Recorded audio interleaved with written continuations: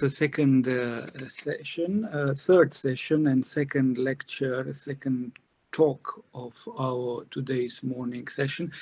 Our guest today is Mugdha Gadgil.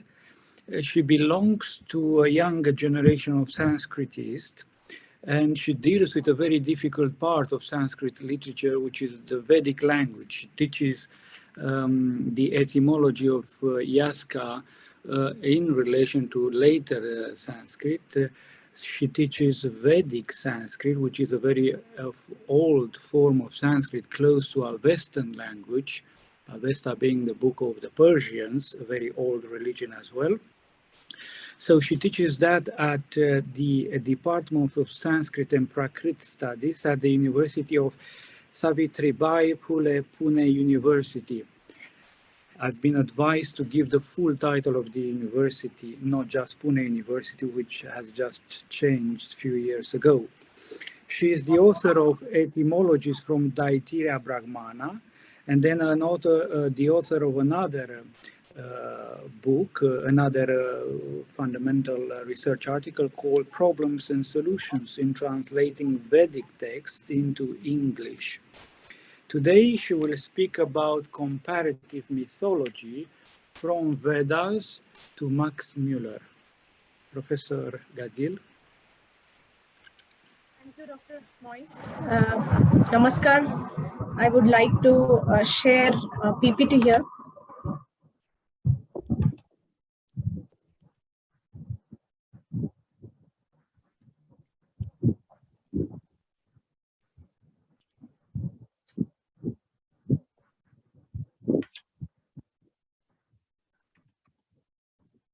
Yeah, so when we think of the Vedas, we know that Vedic literature was composed in Sanskrit language and it came into existence prior to the Common Era. However, it is extremely difficult to decide its exact date, though sincere attempts have been done by Indologists, historians, and archaeologists. Chronologically, the Vedic literature is broadly divided into 4 parts. I hope you can see the first slide. Where the parts of Vedic literature are shown, and when we look at the Samhitas, which are supposed to be the root texts, there are 4 texts under this category, and they are known as Rigveda, where we find praises of deities; Yajurveda, which are mantras related to rituals; Samaveda, that is melodies for singing the mantras; and Atharva Veda, mantras on social topics. Now, when we look at the history of Vedic studies, it was and is studied with the help of multiple translations and interpretations. This study in the field of Vedic exegesis exists for more than almost 3,000 years. So the language and myths from the Vedic culture are interpreted during all this time, and it is continued even today. What are the reasons of this continuous endeavor? Basically, the Vedas are the foremost texts of Hinduism, and therefore for the Vedic people, they were the only knowledge. Further, the time gap increased, Vedic language and myths became distant. Still, the supremacy of the Vedas was intact for the Hindus, and hence, in the post-Vedic times, the Sanskrit commentaries came into being. Now, there was a particular reason why the Vedic interpretation was pursued in the modern time. It started basically with the British rule. They wanted to know the culture of India for their own purposes. So the work in the field of Vedic interpretation furthered with a non-traditional perspective by British and other European scholars. It is still continued by both Indian and non-Indian scholars. Thus, the Vedic exegesis is in progress all this time, though with multiple objectives, multiple methods, and multiple outcomes. We can certainly say that it has emerged as a separate branch in the field of language and mythology. Translation of most of the Samhitas, Brahmana texts, and many of other texts has already taken place in many Indian and non-Indian modern languages. However, Rigveda has always remained a central point of the translation and interpretation activity. Now, today I will try to review the Vedic interpretation in both ancient and modern phases. I have included key topics on this topic to present it in a nutshell. The discussion is broadly divided as Vedic and post-Vedic efforts of Vedic interpretation, and secondly, case study of selected ideas. Now, when we first talk about the Vedic sources of Vedic interpretation, we have to look at the Brahmana texts. They have a ritualistic approach. Chronologically, they come immediately after the Samhitas. They are the first prose texts among Sanskrit. As I said earlier, there are Brahmanas in the tradition of every Samhita. These texts are known to explain the Vedic method of worship, that is Yajna. The term Brahmana is explained as belonging to Brahman, as I've said here, Brahmanaha iti Brahmanam. So here Brahman is a Vedic mantra or a stanza. Hence, Brahmana texts are meant to elaborate upon the mantras. So they are the first interpretations of the Vedic mantras. Now, when we look at the Brahmana texts, the contents of the Brahmanas are divided into two parts. One is Vidhi, which is the description of and rules for the rituals. And then there is Arthavada, mythical justification of ritual actions.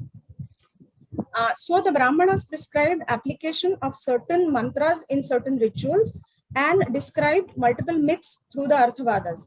This happened because Vedic people believed that a mantra must convey the matter which is performed in the rite. And this was known as Rupa Samruddhi or perfection. So in order to procure that perfection, the Brahmanas explained words from the mantras with reference to context of the rituals, and they also expanded some old myths and created many new myths. So we come across many indigenous devices created by Brahmanas. For example, we have Hetu.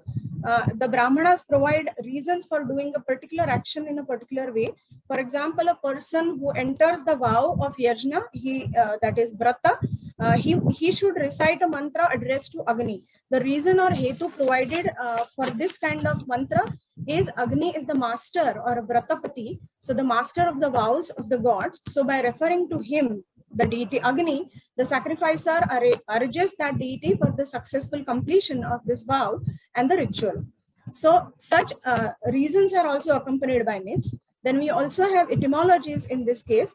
This was used to explain the words from mantras and also some technical ritualistic terms. Even these etymologies carry myths with them. And thus, there is one more idea of bandhu, that is association. The Brahmanas assumed that there is an association between all materials and actions in a ritual. So to establish this association, also the Brahmana texts have introduced various myths. Now, if we examine the myths from the Brahmanas, following can be said.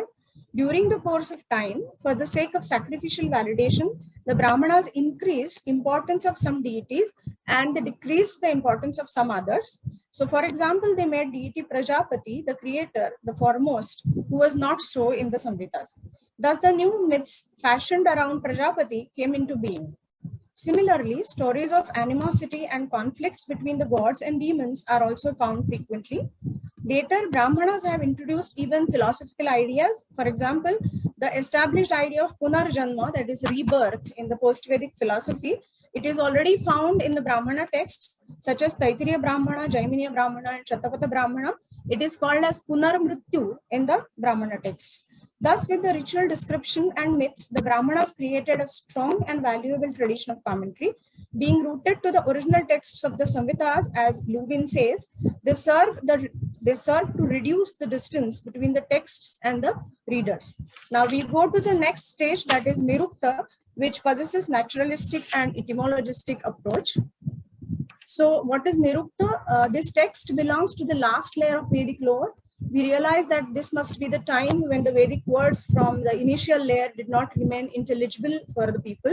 So they made a list of Vedic words, which is known as Nighantu. However, even this list was not sufficient, and hence an explanation of that list came into being, which is this text called Nirukta, and the author of this text is Yaska. Though known as science of etymology, there are three significant ways through which the text has contributed to the Vedic interpretation and mythology. One, explanation of Vedic nouns by considering verbal roots as the inevitable basis. These etymologies further are supported with various nature-related, cultural, and ritualistic references. Two, throughout the text, multiple Rigvedic and other Vedic mantras are quoted and explained to show the exact usage of a particular noun. 3, 6 chapters in this text are they discuss about the names of various Vedic deities. This in turn embraces many legends, myths about those deities. All these deities are classified in three classes with the reference to cosmic region, and thus the author looks upon the Vedic deities as a natural phenomena. So Nirukta too plays a unique role in the tradition of interpretation of the Vedic Samhitas. Now we come to the post-Vedic era. We come across multiple Sanskrit commentaries on various Vedic texts composed during 7th century CE and 14th century CE. Those are called Bhashya in Sanskrit. Such commentaries were written on all Vedic Samhitas and many Vedic later Vedic texts. So if we quickly try to check how many commentaries are found there on every Veda, I have made a list here. I can't afford to name all those commentaries and their features, but you can see Rigveda has the most number of commentaries, and Yajurveda has 4, Samaveda 1 and Atharva Veda 1. All these commentators believed in the Vedic tradition completely. So some of these commentaries are elaborate and some are very abridged. Among all these authors of the commentaries, Sayana is the most known Vedic commentator. Traditionally, he is accredited with commentaries on 13 Vedic texts. However, modern scholars opine that it must be a work of a committee, and he was the chief of that committee. Then there is Bhatta Bhaskara, who is another important commentator who has commented upon 2 Yajurveda texts. So we can summarize the overall features of these works like this. They explain the Vedic mantras word by word. There are several interpretations of some words provided by them. However, some easy words are omitted. These commentaries are influenced by the prior works, no doubt, but they use vocabulary and style of classical Sanskrit. The detailed commentaries provide information such as the meter or mythology behind a mantra, and some of these commentaries also provide grammatical and accentuation related information.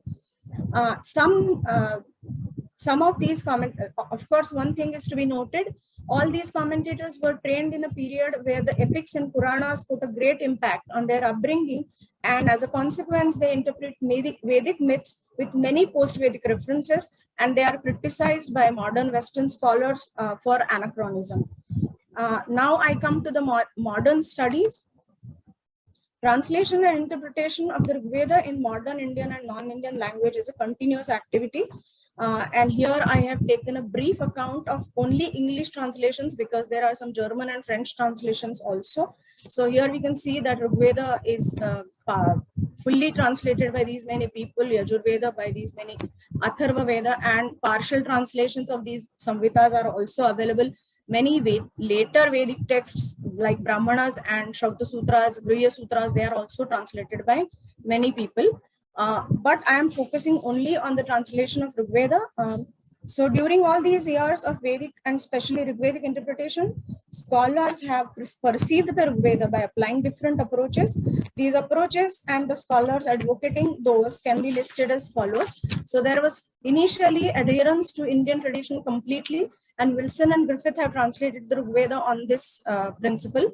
Then we come to the era of application of comparative philology and linguistics. So Max Müller and Benefi are the known name. Then we have hermeneutic approach where the scholars like to connect the Vedic words throughout the complete Vedic corpus. And so scholars like Oldenburg in the previous era and now Jamison Brereton employ this method, and they believe that entire Vedic literature was composed for the sake of rituals. They even do not exclude Rig Veda from that. And now there is another last approach to the translations of Rig Veda. Dependence only on the Rig Vedic evidence. This approach includes analysis of Rig Vedic words and ideas on the basis of their occurrence only within the Rig Vedic hymns. So Roth, Ranu, Bergen, then Velankar are the old names in this category, and now I've come across the research by Karen Thompson, who appears to belong to this approach. It is essentially here to mention that why this is again and again happening, and why there are so many approaches to that text and later texts also. It is essential that to mention that Vedic Sanskrit is a highly inflected language. It is not fully confined in the grammatical rules like classical Sanskrit. So one finds irregularity in Vedic nominal and verbal forms. Also, there is a considerable time gap between the root texts and the traditional as well as modern interpretations. And so there is a long gap or variation in the language as well as culture. Due to these factors, the Vedic interpretation always appears to be challenging for the Sanskrit scholars, no matter to which part of the world and to which era they belong to. Hence, translating and interpreting Rigveda has become a recurring activity. Now, I have taken two examples to establish these points. So, first of all, I have chosen the Indra-Vritra myth. Indra is the most prominent deity in the Vedic tradition. Some scholars call it as the backbone of Vedic mythology. He had many enemies, namely Vritra, Ahi, Vala, etc. Indra kills them and makes the world or his devotees happy. This myth is repetitively found in the Rigveda, and it is discussed during every stage of interpretation. According to the Rigvedic mantras, the description says when Indra hurls his weapon Vajra on Vritra, then everything trembles. And then further description resembles rain, lightning, and thunderstorm. Ultimately, Indra kills Vritra and releases the water confined by Vritra. We further find this myth interwoven with the ritual of full moon and new moon ritual in portions. It is there in order to justify preparation of a particular offering in a particular way. The Brahmana authors have made it extremely extensive. Vritra is depicted as a son of Twashta, and Twashta made him to take birth in order to take a revenge on Indra. Indra slayed him, but now with the help of Prajapati, Agni, Soma. Thus, the entire myth in the Brahmanas have almost lost the natural aspect. And we can see that Indra probably has become less powerful or more human. Then we come to Nirukta. It tries to identify the identity of Vritra. He says Tatpo Vritraha, and then a school of interpretation, namely Aitihasikas, call him a son of Twashta. So this school follows the Brahmana ideology. However, the school of Nirukta itself interprets the episode of Indra killing Vritra as a metaphorical description of rainy season. So a naturalistic interpretation is proposed here. Thus, this is the first reference to existence of two schools of Vedic interpretation. Now, if we check the modern studies in this matter, first is the naturalistic interpretation. Roth, Oldenburg, MacDonald, Perry, and Bloomfield, they consider Indra as a rain god because they say that it is a clear picture of thunderstorm and Indra is a rain god. Lightning is metaphorically his weapon, and Vritra is a cloud demon. Max Müller says that it is a Delhi triumph of sun god over the demon of darkness. Hillebrand said sun god Indra overpowers winter demon Vritra and releases frozen rivers. Tilak, with reference to his theory of Arctic home of the Vedic people, it is a triumph of sun god over the demon of darkness, but that darkness which is dominant for a long time. Then we have another group who considered this as a creation myth of the scholars, namely Lomil, Brown, and Luders. They say destructing Vritra is finishing the chaos and creating the world. There is one more aspect, that is euhemeristic interpretation. We have Dr. R.N. Dandekar here, who proposed that basically focusing on the mighty actions of Indra and his human-like weaknesses, he was basically a human hero and then converted into a deity. There is another scholar, Chakravarti, who had slightly added to this idea. She said, a human hero who defeated and killed leader of a snake worshipping community and then converted into a deity. So we can see the Indra-Vritra account interpreted continuously, and manifold theories are formed to find out the real status of this account. The second and last point, the second example and last point of my paper, that is Swadha. The word Swadha occurs in the Vedas as a noun, feminine noun, or it occurs as an expression. So when it is a noun, it is declined, and as an expression or as a mantra, when it is used in a ritual, it accompanies an offering, and this offering is given to the ancestors. So I have, we can see that this particular mantra, which I have quoted from Rigveda, here is the mantra. Tam chidesham swadhaya madantam miho napatam subrudham tamogam. So here we can see the word swadhaya, and this is naturally declined into instrumental singular, And so this is the translation where I've not translated the word Swadha, because the word Swadha has posed questions in front of the modern scholars. I go back to my previous slide. We can see that it is interpreted as food by Sanskrit commentators, because Sayana, who has interpreted it as food, he had the ritual reference in his mind, and so he has explained it as food. Wilson and Griffith have exactly used the same word, but when we come to the translations of Welankar and Jamison Brereton, Welankar translates this word as will, and Jamison Brereton translates it as own power. I'll need only 1 minute. So a basis of this meaning is of two components of the word. Swa is self and dha is to put or place. It was Benefi who came up with this explanation. He said that Swadha means self-placing from the Greek word, which means custom or own nature. And we can see that Welankar and Jamison Brereton have accepted the meaning of dha in the sense of to think. Now, I have also checked this word in the Yajurvedic texts. There we can find that commentators, ancient commentators of Vajrayana Samhita and Taittiriya Samhita have interpreted this word as food related to the ancestors. So we can see that there is a difference of opinion between the traditional scholars and the modern scholars.